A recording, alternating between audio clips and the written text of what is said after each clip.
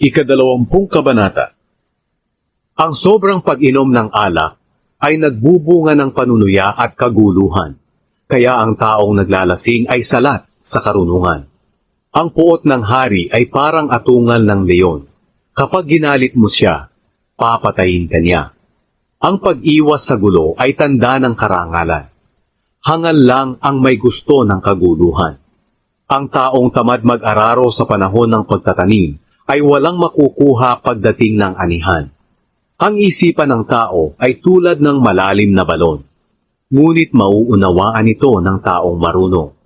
Marami ang nagsasabi na sila ay tapat, ngunit mayroon kaya sa kanila ang mapagkakatiwalaan. Ang taong matuwid ay walang kapintasan. Mapalad ang mga anak niya kung siya ang kanilang tinutularan. Kapag ang hari ay humahaton, tinitiyak muna niya kung sino ang gumawa ng masama. Walang sino mang makapagsasabi na ang puso niya ay malinis, na kailanman ay hindi siya nakagawa ng mali. Ang madadayang timbangan at sukatan ay kasuklam-suklam sa paningin ng Diyos. Ang mga ginagawa ng isang kabataan ay nagpapakita ng kanyang tunay na pag-uugali, kung siya ba ay matuwid o hindi. Ang taingang nakakarinig at matang nakakakita ay ang Panginoon ang siyang gumawa. Kung tulog ka ng tulog, maghihirap ka. Ngunit kung magsisikap ka, ang iyong pagkain ay sasagana.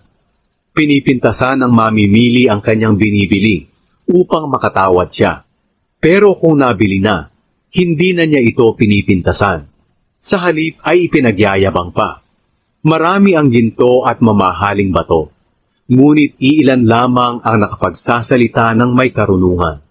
Kung may taong nangako na babayaran niya sa iyo ang utang ng taong hindi niya kilala, tiyakin mong makakakuha ka sa kanya ng garantiya para makatiyak ka na babayaran ka niya.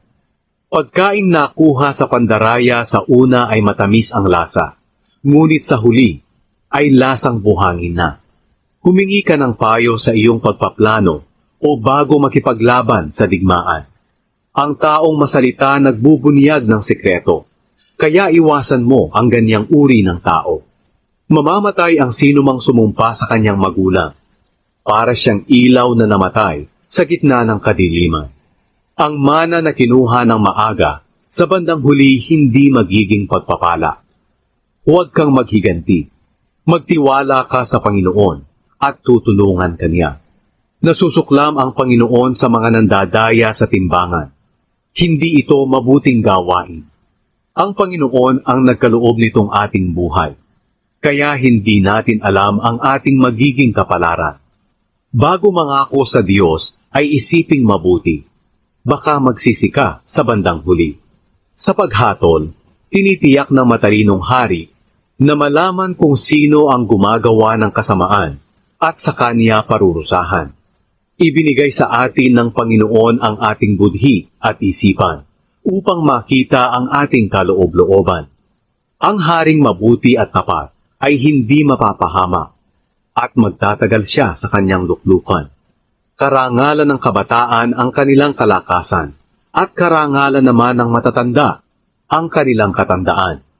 Kung minsan, ang parusa ay nagdudulot ng mabuti para magbago tayo.